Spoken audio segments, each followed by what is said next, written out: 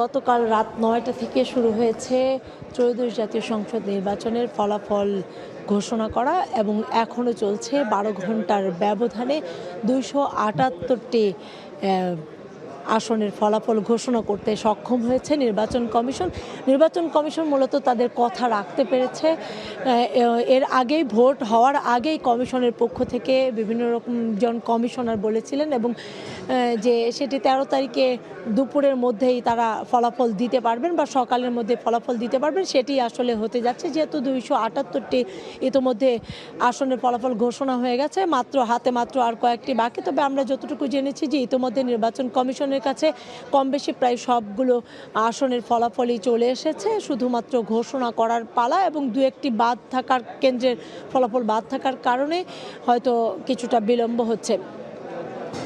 এবং এর আগে কিন্তু আমরা জানতে পেরেছি, বিশেষ করে আমাদের বিভিন্ন সহকর্মীর কাছ থেকে, তারা কিন্তু বিভিন্ন রিটার্নিং অফিসারের কার্যালয় থেকে ইতোমধ্যে বেশিরভাগ ফলাফলই পেয়ে গেছে এবং আমরা সেখানে দেখতে পাচ্ছি প্রায় ২১০টি আসন পেয়ে বিএনপি প্রায় বিজয়ের দ্বার প্রান্তে এসে পৌঁছেছে। নতুন রিন গভীর থেকে পরিষ্কার করে কাপড়কে রাখে নতুনের মতো উজ্জ্বল। নতুন রিন অ্যাডভান্সড পাউডার। এবং তার যে প্রতিদ্বন্দ্বী যে জোট ছিল, জামায়াতে ইসলাম সহ যে 11 দলীয় যে ঐক্য জোট ছিল, সেই জোট দ্বিতীয় অবস্থানে রয়েছে বলে দেখা যাচ্ছে। এবং আমরা যদি একটু বিশ্লেষণ করি যে এখনও যেহেতু আরও কয়েকটি ফলাফল বাকি রয়েছে, ইতোমধ্যে 210টি আসন পেয়ে গেছে বিএনপি। অর্থাৎ বিএনপির অতীতের নানা যে বিজয়ের যে ফল, সেই ফলগুলোকে কিন্তু অতিক্রম করেছে। এবং আমরা যে সবশেষ 2001 সালে যে ভোট পেয়েছিল, 197টি আসন পেয়ে বিএনপি 93টি আসন পেয়ে জয়লাভ করেছিল, সেটিও কিন্তু উতরে গেল এবারের নির্বাচনে এবং একটা সুন্দর শান্তিপূর্ণ সুষ্ঠু নির্বাচনের মধ্য দিয়ে। এই ছিল এখনও চলছে ফলাফল ঘোষণা। আমরা আরেকজন সহকর্মীর কাছে চলে যাব নাবিস্কোতে, সেখানে আমাদের সহকর্মী নিয়াজ শুভ আছেন, আমরা চলে যাচ্ছি তার কাছে। দেশ জুড়ে বইছে উৎসবী আমেজ, আর এই আমেজে প্রত্যেকেই বেশ উৎসাহের সঙ্গে যেমন নিজেদের সময় পার করছেন, তেমনি কিন্তু সবাই অপেক্ষা করছেন ঠিক সেই মুহূর্তের জন্য, ঠিক যখন আসলে আনুষ্ঠানিকভাবে ঘোষণা করা হবে এবারের ত্রয়োদশ জাতীয় সংসদ নির্বাচনের বিজয়ীর নাম। ইতিমধ্যে আমরা জেনেছি এবং এই মুহূর্তে কিন্তু আমি আছি রাজধানীর নাবিস্কোতে।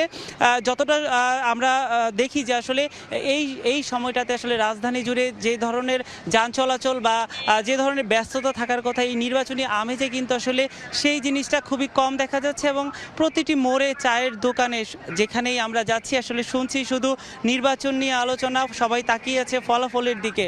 এবং আমরা ইতোমধ্যে জেনেছি যে আসলে বাংলাদেশ জাতীয়তাবাদী দল তারা যেভাবে সংখ্যাগরিষ্ঠতার দিক থেকে এগিয়ে আছে, যেভাবে তারা সংখ্যাগরিষ্ঠতা নিয়ে তারা আসলে সরকার গঠনের পথে এগাচ্ছে, ঠিক সেভাবেই কিন্তু তারা তাদের প্রত্যাশাগুলো পূরণের জন্য একতাবদ্ধ হয়ে আছে। এবং তারা কিন্তু ইতিমধ্যে বলছেন যে তারা বিপরীত যারা আছে, বিরোধী দলীয় দল যারা আছে, তারাও যাতে খুব ভালোভাবে এবং সমমর্যাদায় থাকতে পারে, তারা সেই প্রচেষ্টা করবেন এবং প্রত্যেককেই তারা কিন্তু আসলে সেই আন্তরিকতার জায়গা থেকেই ভাবছেন। বিএনপির চেয়ারম্যান জনাব তারেক রহমান আসলে যেভাবে বলেছিলেন যে আসলে তিনি সব কিছুর ঊর্ধ্বে বাংলাদেশকে যেভাবে দেখছেন এবং তার প্রয়াত পিতা মাতা তারা যেভাবে বাংলাদেশকে দেখেছেন, ঠিক সেভাবে কিন্তু আসলে তিনিও নতুন করে নতুন আঙ্গিকে বাংলাদেশকে সাজাতে চাচ্ছেন। আমরা কিন্তু ইতোমধ্যে জানতে পারছি যে আসলে বাংলাদেশ তার নতুন নেতৃত্ব পেতে যাচ্ছে এবং তারা এই নেতৃত্বের ক্ষেত্রে তারা যেভাবে আসলে বাংলাদেশকে দেখতে চাইছেন এবং নতুন বাংলাদেশকে যেভাবে তারা সাজাতে চান, সেই অবস্থায় কিন্তু তারা কিন্তু আসলে যাচ্ছে। এই মুহূর্তে কিন্তু বান্দরবানে আছে সহকর্মী এম এ জাকির, সরাসরি যাচ্ছি তার কাছে। দেশের সর্বশেষ সংসদীয় আসন ৩০০ নং পার্বত্য জেলা বান্দরবানে বিএনপি প্রার্থী সাচিন টু জেরি বিশাল ব্যবধানে জয়লাভ করেছেন। গতকাল রাত 1:15টার দিকে বান্দরবানের জেলা প্রশাসক, জেলা রিটার্নিং কর্মকর্তা এই ফলাফল ঘোষণা করেন। সাচিন টু জেরির প্রাপ্ত ভোট 1,41,455 ভোট এবং তার নিকটতম প্রতিদ্বন্দ্বী এনসিপির 11 দলীয় জোটের প্রার্থী সুজাউদ্দিন পেয়েছেন 26,162 ভোট। বলা চলে প্রায় 1,100,000 ভোটের ব্যবধানে বিএনপি প্রার্থী সাচিম টুজেরি জয়লাভ করেছে। গতকাল এই জয়লাভের পরপরই কিন্তু আমরা দেখতে পেয়েছি বিএনপি প্রার্থী সাচিম টুজেরিকে অভিনন্দন জানিয়েছেন তার নেতাকর্মীরা। রাত থেকেই কিন্তু তার বাসায় ছুটে গিয়েছেন ফুলের মালা নিয়ে এবং সকালবেলাও আমরা যেটি জানতে পেরেছি সাচিম টুজেরির বাসায় বিভিন্ন উপজেলা থেকে নেতাকর্মীরা এসছেন, তার সাথে দেখা করছেন, তাকে শুভেচ্ছা জানাচ্ছেন এবং সকালবেলা তিনি একটি ধর্মীয় অনুষ্ঠানেও যোগদান করেছেন। আমরা জানতে পেরেছি ধর্মীয় অনুষ্ঠানে যোগদানের মাধ্যমে সেখানে তিনি প্রার্থনা করেছেন এবং তার ধর্মীয় রীতি অনুযায়ী তিনি সেখানে সৃষ্টিকর্তার কাছে শুকরিয়া আদায় করেছেন বলে আমাদেরকে জানানো হয়েছে। তো বান্দরবানে আপনি জানেন যে ৪ জন প্রার্থী প্রতিদ্বন্দ্বিতা করেছিল শান্তিপূর্ণ পরিবেশে। সকাল ৭:৩০ থেকে কিন্তু এখানে ভোট গ্রহণ অনুষ্ঠিত হয়েছিল। দুর্গম এলাকা হওয়ার কারণে ১৮৬টি কেন্দ্রের মধ্যে কিন্তু ১৫৮টি কেন্দ্রই ঝুঁকিপূর্ণ ছিল। কিন্তু তারপরেও শান্তিপূর্ণভাবে কিন্তু ৪:৩০ পর্যন্ত এখানে ভোট গ্রহণ অনুষ্ঠিত হয় কোনো ধরনের অপ্রীতিকর ঘটনা ছাড়াই। এরপর কিন্তু সুষ্ঠুভাবে শান্তিপূর্ণভাবে ভোট গণনাও শুরু হয় এবং রাত ১:১টার দিকে কিন্তু এই ফলাফল ঘোষণা করা হয়। তো এখন আমরা চলে যাব নোয়াখালীতে, সেখানে রয়েছে আমাদের আরেক সহকর্মী। হ্যাঁ, বলেন।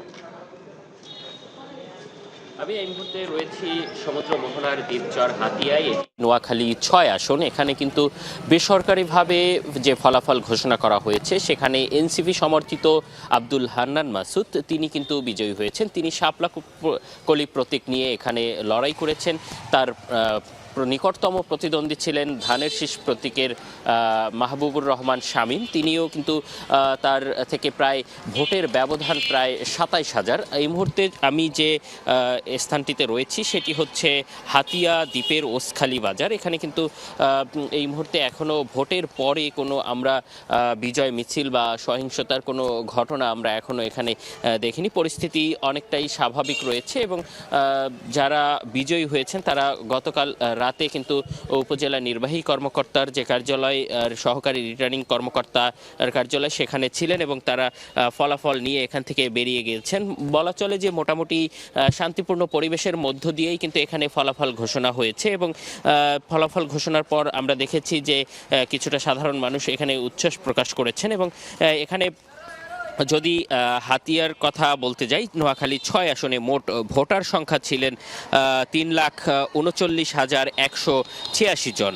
এর মধ্যে বৈধ ভোট প্রয়োগ করেছেন যারা, তার মধ্য থেকে প্রায় ৮৮,০০০ ভোট পেয়ে কিন্তু এখানে যে হান্নান মাসুদ তিনি কিন্তু বিজয়ী হয়েছেন এবং তিনি এই যে দ্বীপচর হাতিয়ার যে সংসদীয় আসন সেটির আসলে দায়িত্ব পেতে যাচ্ছেন এবং তিনি এই আসন থেকে লড়েছিলেন। এই ছিল আমার কাছে হাতিয়া থেকে সবশেষ।